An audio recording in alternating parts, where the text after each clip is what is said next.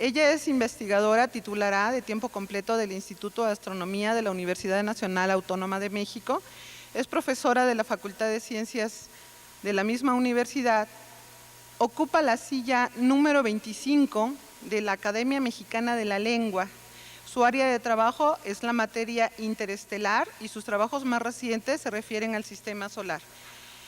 Tiene una serie de exposiciones impresionantes, tiene una serie de libros impresionantes, tiene muchísimos premios y muchas medallas, por supuesto. Sin embargo, yo creo que no me quieren escuchar a mí, sino a ella. Yo considero que le tendré que ceder mejor a ella el micrófono y le damos la bienvenida a la doctora, de verdad, con mucho gusto, y yo creo que muy merecido este cierre de congreso. Con ella cerramos nuestra ronda de conferencias. Doctora, bienvenida y es un gusto tenerla con nosotros.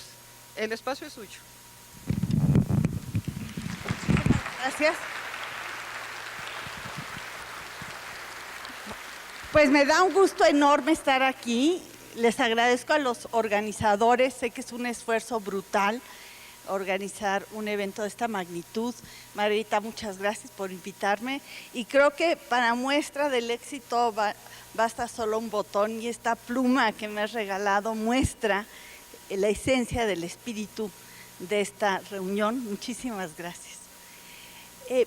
Yo me dedico a la divulgación de la ciencia y por eso es el tema del que voy a hablar con ustedes. Voy a empezar por la conclusión, porque luego uno con las prisas se le olvida decir lo que quería decir.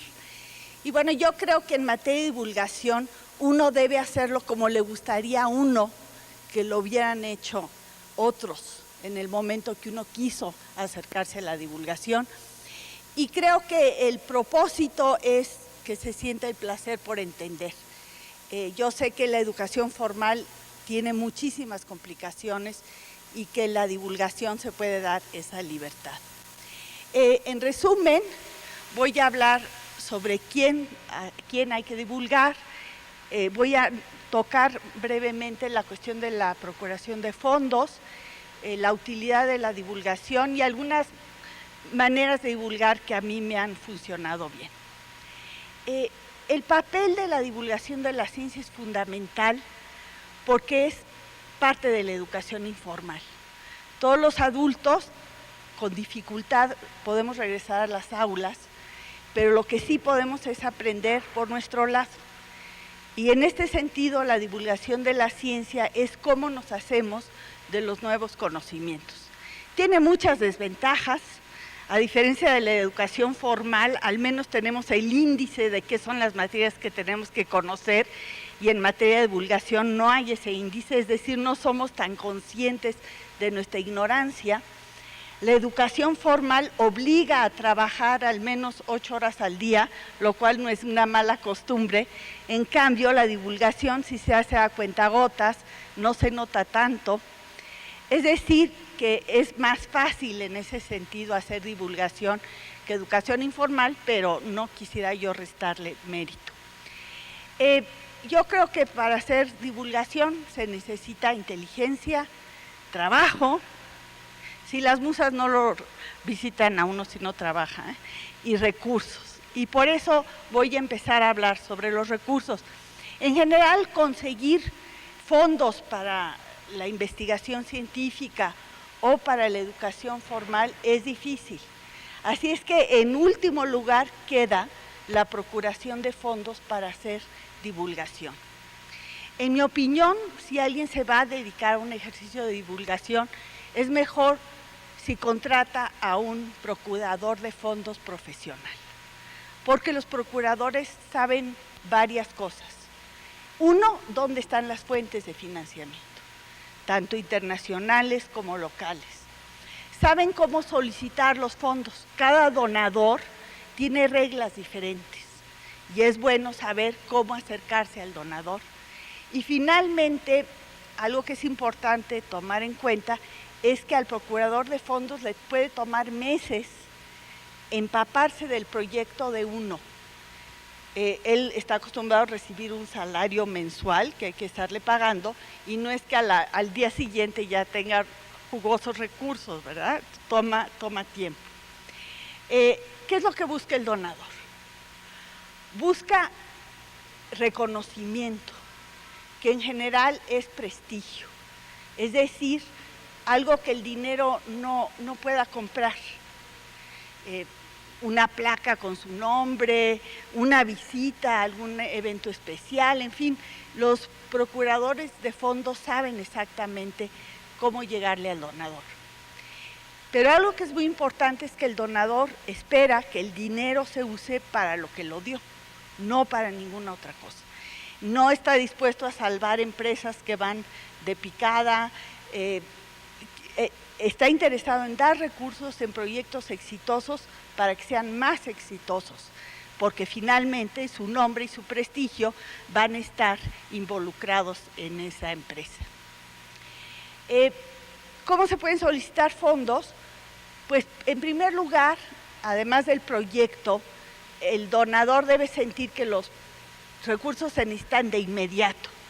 Hay muchísimas causas nobles en el planeta y bueno, el donador sí puede dar dinero para los de Tabasco o el SIDA, ¿por qué nos va a dar dinero a nosotros para que enseñemos ciencia?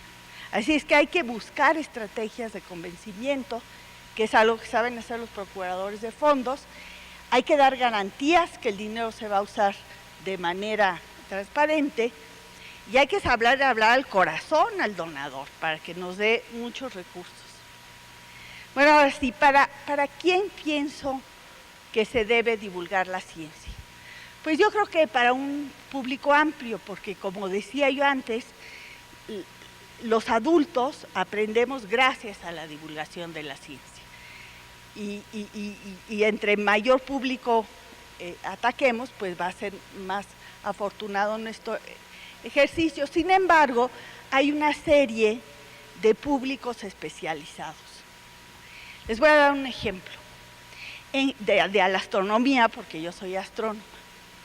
En general, la astronomía se hace aplicando las leyes de la física que hemos descubierto en la Tierra a los astros. Es decir, analizamos la luz que nos llega de los astros, la comparamos con los fenómenos de nuestra naturaleza e interpretamos esa luz para conocer las propiedades de los astros. Y solo de vez en cuando es al revés, que la astronomía aporta a la física.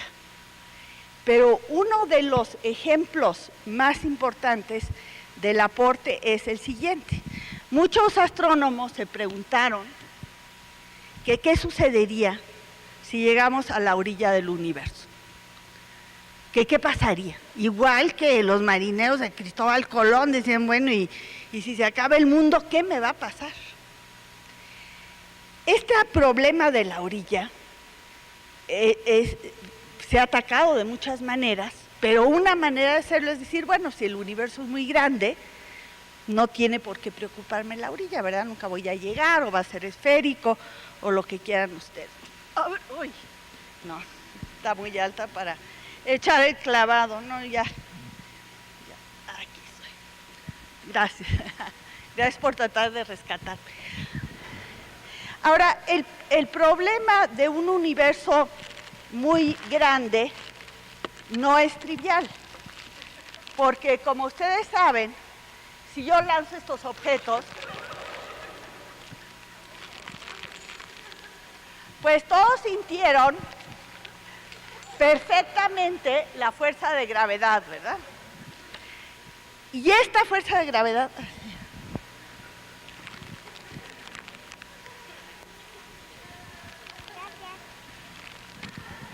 Y esta fuerza de gravedad actúa en todo el universo. Es decir, no solamente los objetos que están cerca de nosotros sientan la atracción gravitacional, sino todos los astros se atraen unos de otros.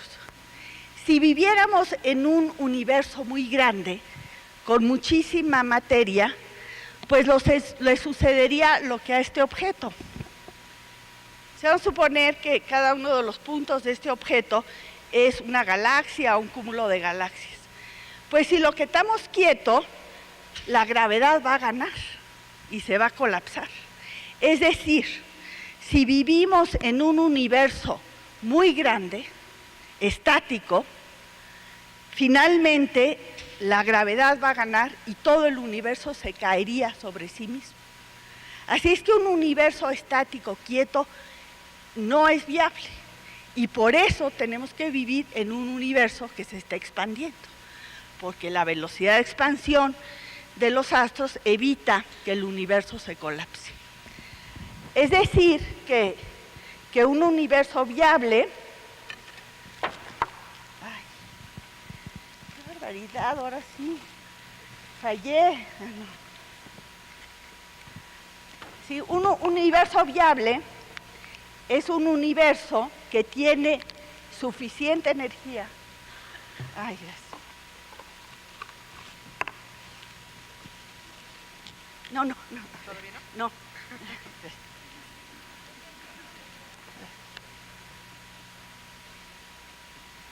Entonces, como decía, un universo viable es un universo que tenga suficiente energía para estarlo expandiendo. Y de hecho, las teorías modernas del universo sugieren que hay tanta energía que puede haber varios universos que cohabiten de manera simultánea y que el universo está en expansión acelerada. Esto pone un problema serio para la física, porque resulta que casi todo lo que hay en el universo es energía necesaria para que este universo se esté expandiendo. Y este es uno de los ejemplos de los problemas que los astrónomos les ponen a los físicos, a diferencia de cómo era en el pasado, donde la física les ponía los problemas a los astrónomos. Así es que es necesarísimo que haya divulgación entre científicos, es decir, que escribamos artículos de investigación suficientemente claros para que otras disciplinas del conocimiento hagan suyas los descubrimientos de la ciencia, porque las nuevas ideas se están dando donde se cruzan las disciplinas, en las fronteras interdisciplinarias. También es muy importante que vinculemos a la ciencia con la industria. Resulta que los países poderosos invierten mucho en ciencia, incluso en ciencias como la astronomía, que uno podía pensar, bueno, ¿y a quién le importa si tiene una orilla el universo? ¿Y a quién le importa si gana la fuerza de gravedad o no? Bueno, resulta que los países más avanzados saben perfectamente que la ciencia básica acarrea tecnología y que vale mucho la pena invertir en ciencia básica para que la industria se fortalezca.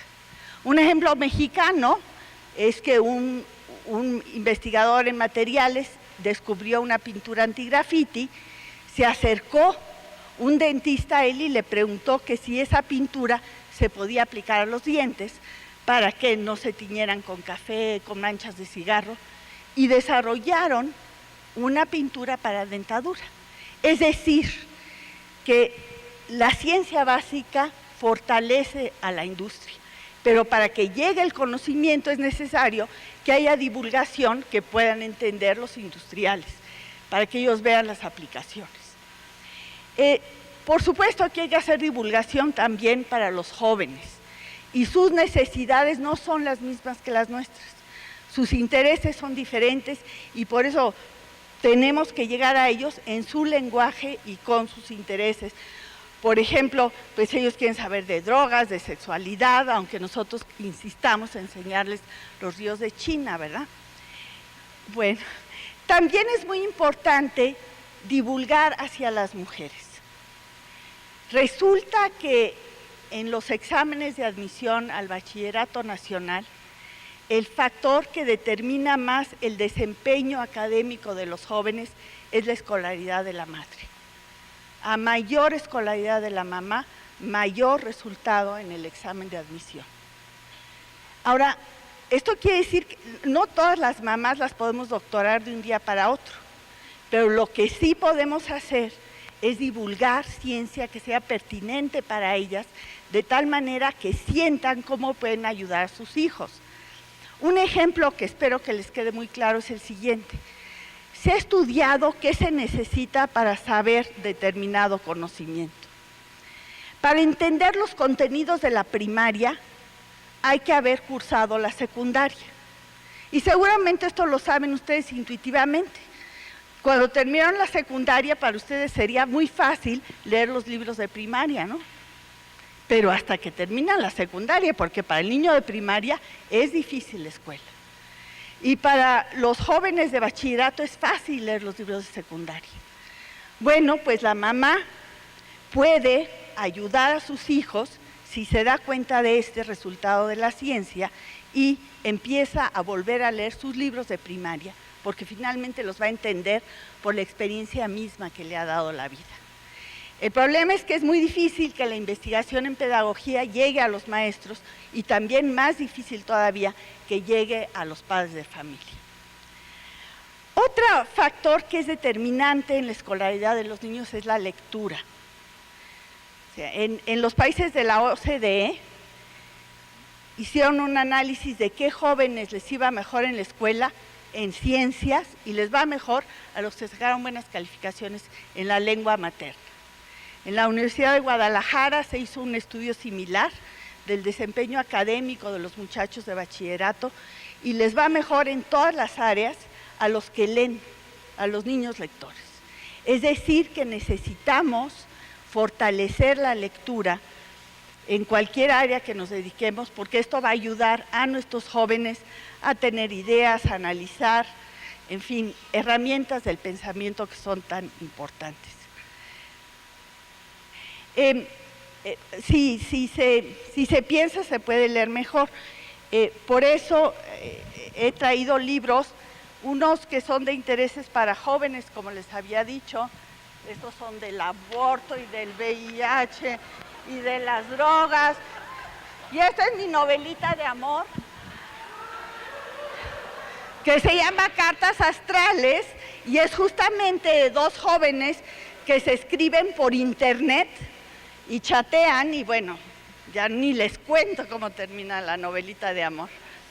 Bueno, es decir, la educación informal requiere de lecturas, la divulgación debe incluir textos. Ahora, ¿cómo podemos lograr la popularización de la ciencia? Bueno, pues yo creo que lo más fácil es irse a lo sencillo, y como científica, pues siempre se simplifica la naturaleza, ¿verdad? Entonces, para entender cómo podemos divulgar el conocimiento, pues vayámonos a un ejemplo de cómo se aprende. Ay, gracias por el agua, María. Bueno, entonces, para eso, pues imaginemos una situación de selva, donde está la mamá changuito con su hijito, y lo va a llevar a un lugar para enseñarle a comer. ¿Cómo? ¿Va a ser más difícil para usted? No, no va a ser más difícil para usted perseguirme. Le agradezco. Sí, es que me va a tener que estar persiguiendo, pobrecita. Le agradezco. Pero sí se oye, ¿verdad? No, ¿está mal el audio? No. Bueno. Entonces, la mamá le quiere enseñar al niño a comer nueces. Entonces, ¿qué hace? Pues va y lo suelta donde ve a otros simios que están comiendo. Entonces el bebé pues se come el plátano porque eso es fácil de comer, el melón no se lo come porque está verde, pero quiere intentar con la nuez. ¿Y qué sucede? Pues que trata de romperla y se machuca una de sus 4 manos, porque como saben los changos tienen 4 manos. En fin, y ya cuando el bebé está dispuesto a retirarse, en ese momento actúa la mamá y le enseña cómo quebrar la nuez para que la rompa y se la pueda comer. ¿Qué fue lo que sucedió en este experimento? Bueno, primero la mamá socializó un entorno que fuera interesante para el bebé. Es decir, hizo que tuviera interés en lo que estaba haciendo. Segundo, lo dejó experimentar. Ella solo actuó en el momento clave, como facilitador, no antes. Permitió que el bebé volviera a experimentar y que tuviera éxito. Y eso es algo que podemos hacer en el aula. Mostrar el conocimiento como algo interesante, algo que los chicos quieran hacer suyo porque van a sentir que la hacen bien. Pero además queremos otra cosa, queremos niños creadores. El acto de creación se da cuando unimos dos ideas diferentes, dos colores, dos sonidos que nunca habían estado juntos. Y justamente eso es lo que queremos hacer que nuestros niños hagan, que sean creadores. Pero también hay que hacer divulgación de la ciencia para los tomadores de decisiones, porque son los que tienen el dinero y los tenemos que convencer de lo que hacemos vale la pena. Ahora, en mi opinión, si vamos a divulgar la ciencia ante un público local, por ejemplo en el caso de México, en mi opinión es más fácil si hablamos de problemas nuestros, locales. Por ejemplo, en Mesoamérica hablar de astronomía pues es un deleite, porque los mesoamericanos tenían una vastísima cultura astronómica. Por ejemplo, jugaban al juego de pelota, que es un juego que se usa manipulando una pelota, que tiene que pasar por un aro. Ahí está una cancha de juego de pelota. El grado de dificultad de las canchas se debía a qué tan vertical estaban las paredes sobre las que se aventaba la pelota. Algunas canchas no tienen aro de juego de pelota porque se reciclaron. Por ejemplo, en Oaxaca hay templos del siglo XVI donde se ven piedras que pertenecían a antiguos juegos de pelota mesoamericanos. Pero el hecho interesante es que durante todos los juegos de pelota mesoamericanos están orientados de tal manera que el día del equinoccio el sol sale o se pone y pasa justo en el agujero del juego de pelota. Es decir, que los sitios arqueológicos mesoamericanos, además de ser sitios de culto y de mercadeo, también eran sitios astronómicos para medir el calendario. Si se ponen de pie, por favor, ustedes dos. Entonces, ¿cómo sabemos estas cosas? Pues porque los mesoamericanos, no, sí, por favor, a ver, más allá, avancen. A ver, como ven, los mesoamericanos echaban rollo. No, de verdad. Yo por eso cuando entré a la Academia de la Lengua, pues también hice mi discursito de ingreso en forma de rollo, que eres el feliz poseedor. Este códice borbónico es justamente el códice que marca las fiestas astronómicas y por tanto de culto durante el año. Es decir, es muy importante registrar lo que estemos haciendo. En otras palabras, no solo leer, sino escribir. Ahora sí, señor activista, ¿lo puede doblar? Muchas gracias.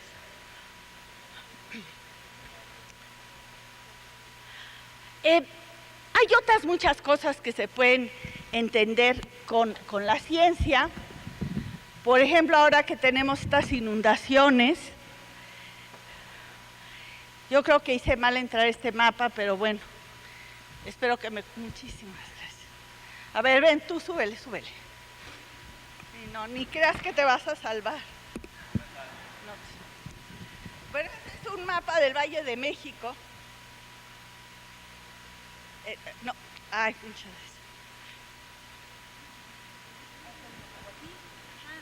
gracias. Gracias. Bueno, guárdate tu ese, porque vas a hacer loditos aquí. Bueno, ya estamos. Entonces vamos a hacer dos cosas.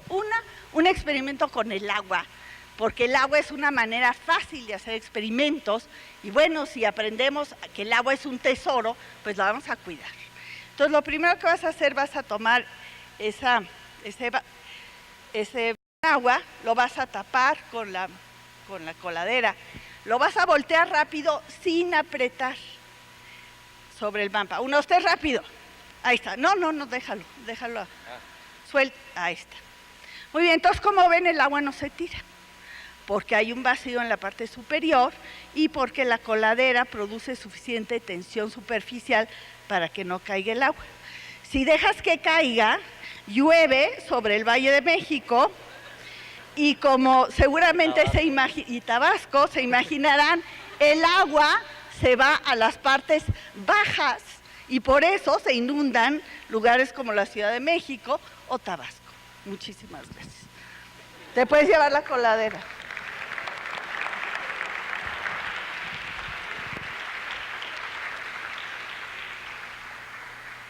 Es decir, tenemos muchísimos recursos en el aula y en la vida cotidiana y en nuestras culturas para poder divulgar la ciencia de manera adecuada.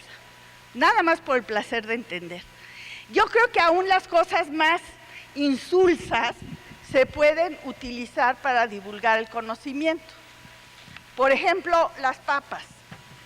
O sea, los fabricantes de las papas de McDonald's quieren que las papas sean muy largas para que parezcan palmeritas a la hora de que salgan de los paquetes y además que sean blancas, que no tengan ni una mancha ni nada. Bueno, pues resulta que la historia de las papas es muy interesante. Las papas se originaron en Perú, en los Andes, y había 6,000 variedades diferentes de papas. Había todas estas variedades porque las pendientes son muy escarpadas y el microclima cambia muy rápido con la altura. La cantidad de insolación y la cantidad de humedad y de enfermedades que pueden tener las papas varía muy rápidamente y el tener esta diversidad de papas garantiza para la especie que si unas mueren, las otras van a sobrevivir. Cuando los europeos conquistaron América, pues se llevaron las papas a Europa y la gente, en particular los ingleses, no se las querían comer porque decían que era una asquerosidad que venía del suelo. De hecho, en francés se llaman papas de tierra. Y además decían que era comida de flojos, porque pues, es fácil cultivar papas. En Irlanda, los irlandeses sí las aceptaron rápidamente, porque en una papa, cada brote se puede transformar en una planta nueva. Las cortaban en pedacitos, su tierra no era buena para el trigo, porque era muy escarpada, pero tenían vacas, entonces las vacas hacían una caca, cortaban la papa, le ponían pedacito y al rato tenían un plantío de papas espléndido. Y las querían cocinar, pues las aventaban al fuego, las servían y ya, era fácil. Con los cuales los ingleses dijeron que eran unos flojos los irlandeses, porque no solo comían comida del suelo y de las cacas, sino que era fácil cocinarlas. En cambio el trigo, pues hay que labrar la tierra y hay que abonarla y hay que sembrar y hay que recolectar y hay que moler el trigo y hay que tener hornos especiales para el pan y la levadura y que eso sí era bueno, ser muy trabajador. Luis XVI, con un ligero toque de inteligencia, que tuvo pocos, pero este lo tuvo bien, mandó sembrar en Versalles plantíos de papas. Y entonces les puso a la Guardia Real a cuidar los plantíos de papa. Pero entre 3 y 4 de la mañana se retiraba la Guardia Real y entonces entraban los campesinos a robarse las papas, porque pensaban que era la comida de los reyes, que debe haber sido lo máximo. Y gracias a Luis XVI tenemos papas a la francesa. Y por supuesto el problema de Monsanto, que produce puras papas clonadas iguales, y eso es muy peligroso. En Irlanda, como todas las papas venían de la misma especie, hubo una enfermedad de la papa y se murieron 1 millón de personas de hambre. Y esa fue una gran lección. La diversidad biológica hay que mantenerla, y ese es el problema del maíz en México. Tenemos que preservar nuestros maíces porque cada vez hemos aprendido que se pueden usar para más cosas. Es decir, aún con un ejemplo tan aburrido como las papas, se puede hablar de agroindustria, de la psicología de la comida, de transgénicos, de la diversidad biológica, etc. Es en el otro sentido. Gracias. Los científicos nos hacemos preguntas. ¿Qué, cuándo, dónde, por qué? La ciencia avanza con las preguntas que no tienen respuesta. Divulgar astronomía es fácil por la belleza de los objetos. Ay, a ver, pásale. Viene el Año Internacional de la Astronomía y es importante que los educadores aprovechemos este evento porque hace 400 años Galileo por primera vez observó al cielo con un telescopio. Hasta ese momento toda la luz entraba a nuestro ojo por la pupila, que es muy pequeñita, pero en ausencia de luz se dilata. Pues un telescopio es como tener una pupila enorme. Se puede interceptar mucha luz y fue exactamente lo que descubrió Galileo. ¿Me las pasas, por favor? Las puse en mal orden. Ok, ya. Gracias. Es muy importante generar las habilidades del conocimiento porque nos ayuda a resolver problemas. Seguramente ustedes conocen niños con discapacidad y siempre prefieren tener una vida muy rutinaria, igual, que se repitan las cosas, porque les cuesta trabajo tomar decisiones, porque les cuesta trabajo pensar. Así, y estudiar ciencia es justo al revés, nos da herramientas para poder desarrollar las habilidades mentales, poder resolver problemas, tener capacidad crítica, etcétera. Si uno no tiene amplias capacidades mentales, pues es como ver el mundo a través de una cuadrícula chica, ¿verdad? Uno ve el mundo muy deformado. En cambio, si uno tiene habilidades del pensamiento, ve un mundo con mayor número de posibilidades que puede uno utilizar en la vida. Las cuadrículas se pueden usar para muchas cosas. Por ejemplo, los astrónomos las usamos para contar estrellas. Ahí hay una cuadrícula de 10 por 10 y si agregamos estrellas y hay más o menos 3 estrellas por cuadrícula, pues ahí sabemos que hay 300 estrellas, ¿verdad? Es decir, los astrónomos no estamos 1, 2, 1.382.600, no. Bueno, y además no comprendemos por qué los dueños de los periódicos no hacen lo mismo con las manifestaciones. No, la de maestros no, fueron 10,000 y el otro no, fueron 500,000. Bueno, es bastante fácil calcular cuántos. Ok, entonces, como les decía al principio, hacer divulgación tiene muchas ventajas, tiene uno libertad, una gran cantidad de temas a tratar y en cambio, yo comprendo que la educación formal es mucho más difícil, tiene que ser sistemática, de calidad y se tiene que evaluar, cosa que la divulgación no se preocupa, nada más quiere encender la chispa del ánimo y ya. En general, la mente funciona mejor cuando se tiene interés sobre las cosas y es más fácil aprender cuando tenemos un estímulo para hacerlo. Hay muchos temas que se pueden divulgar, como les decía antes, en realidad no hay problema, el chiste es encontrar los que sean de interés para nuestro público. Para los divulgadores sentimos que tenemos que aliarnos con los medios, porque los medios son los que van a llevar nuestra palabra. Es decir, tenemos que tratar bien a los medios, porque ellos son los vehículos por los cuales llega la divulgación a las masas. Si uno quiere imaginarse cómo puede ser la divulgación, pues una de las maneras es acordarse qué se siente cuando uno está recién enamorado.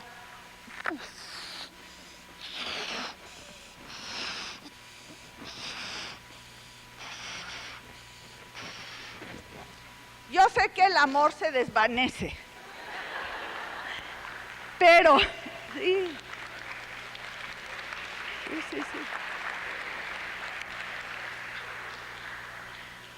Se desvanece porque la naturaleza no tiene ética. La naturaleza hace lo que le conviene y es perfectamente consciente de que la felicidad es un gran motor para la evolución. Entonces, vamos a suponer que hicimos el amor lo más rico del mundo, todo, los violines, las uvas, el vino, el galán, la tina, todo. Por más maravilloso que haya sido, en todos 6 meses queremos más, ¿no? Entonces se acaba, la felicidad se acaba. Y por eso estamos en continua búsqueda de la felicidad. Y lo que tenemos que enseñarles a nuestros estudiantes es que trabajar para obtener felicidad es lo que nos da felicidad. Por ejemplo, Margarita lleva meses planeando esta reunión.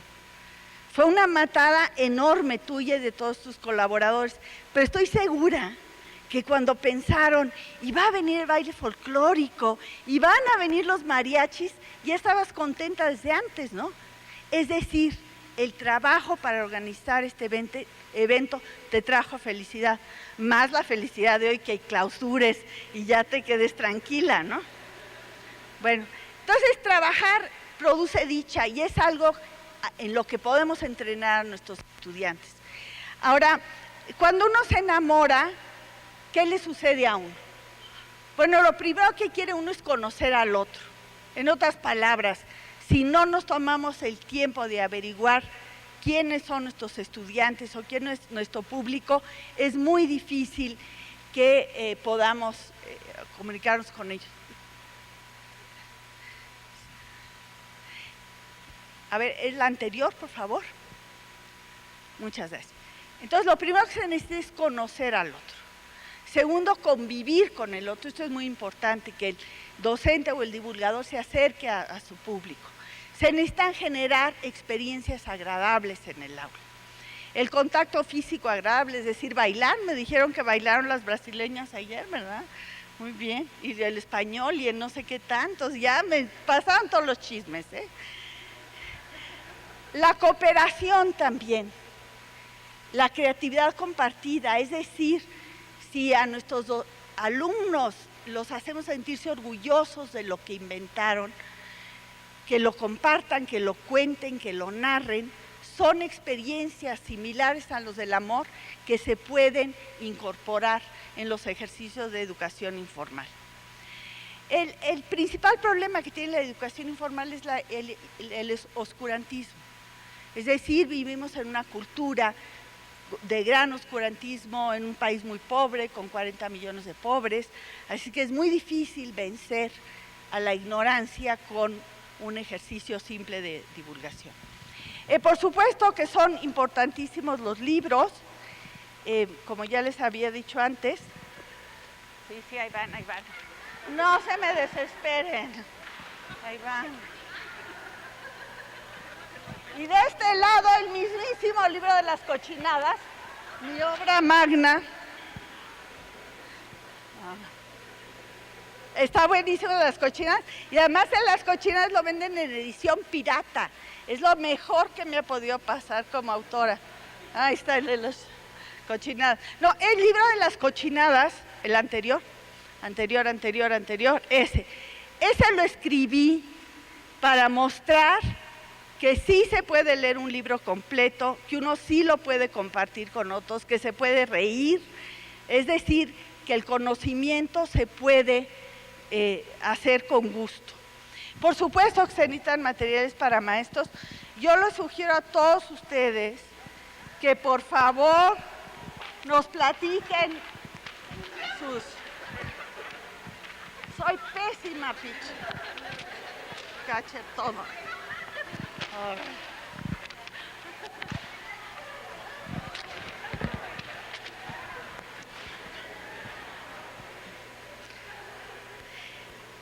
Esa revista, El Correo del Maestro, yo los invito a que escriban. Esa revista se inventó para que unos profesores les platiquemos a otros nuestras buenas prácticas docentes. Muchas veces el docente está aislado, siente que él es el único que está haciendo tal cosa y hay una clase que le sale muy bien. Pues eso queremos en el Correo del Maestro, que los profesores escriban esa clase que les sale muy bien y se la platiquen a otros. Es decir, que los docentes nos comuniquemos directamente con los unos con los demás. En mi opinión, como divulgadora, considero que es bueno hacer cosas manuales porque retenemos más lo que hacemos. Si leemos el periódico, nos acordamos como del 10% de lo que leímos. Pensemos quién se acuerda del periódico de hace un mes. Muy difícil, ¿no? De lo que escuchamos nos acordamos más, por eso la radio es tan efectiva. Y de hecho, dado que la audición es el sentido más reciente desde el punto de vista de la evolución, está más ligado a posibilidades cognitivas. De lo que miramos nos acordamos como el 30%.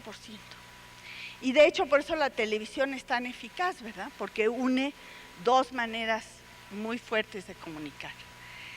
Nos acordamos mucho más de lo que decimos. Por eso en un pleito, ¿y cómo estuvo el pleito? No es que yo le dije, ¿qué te dijo? No, es que yo le dije. Bueno, por supuesto. En cambio, si creamos, nos acordamos del 70%, de casi todo.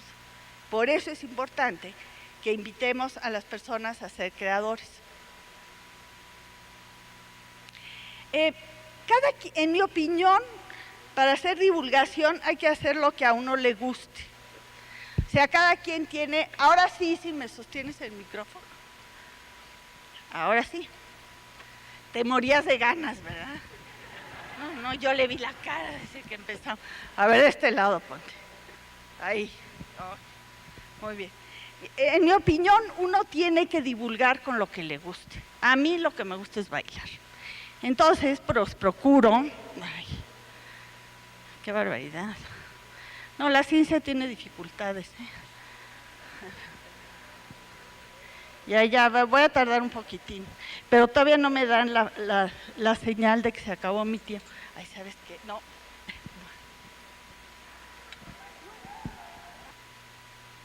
Muchas gracias. Esto hace que los zapatos de ballet sean muy cómodos. En realidad uno puede incluso brincar con ellos y no duele ni se siente nada, porque están hechos para eso. Son más como una mesa. Si se fijan, yo me estoy apoyando en los talones y por eso no duele, son realmente muy cómodos. Así es que yo uso pues lo que a mí me gusta para divulgar. A mí, como me gusta bailar, pues bailo.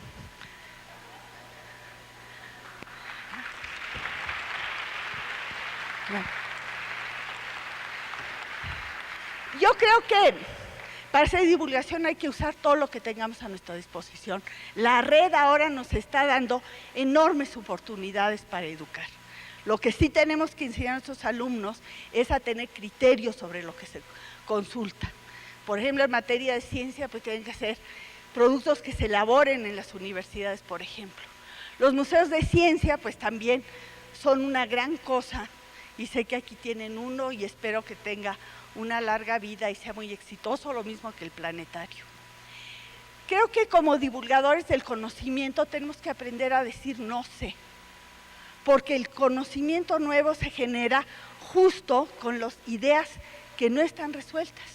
Así es que si un alumno nos pregunta algo y no sabemos, pues qué fortuna, puede ser un científico en potencia.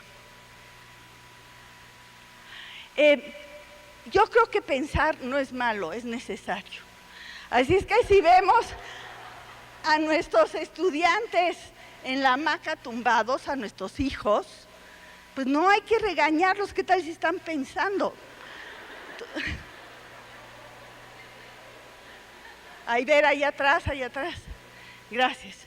En otras palabras, menos es más. Yo creo que, dada que la información ya está en la red, ya tenemos el conocimiento universal en nuestras manos, tenemos que enfocarnos en poquitas cosas bien hechecitas, es decir, que sea sencillo pero con inteligencia. Y bueno, lo que yo pretendo con hacer divulgación sea un placer entender. Muchas gracias.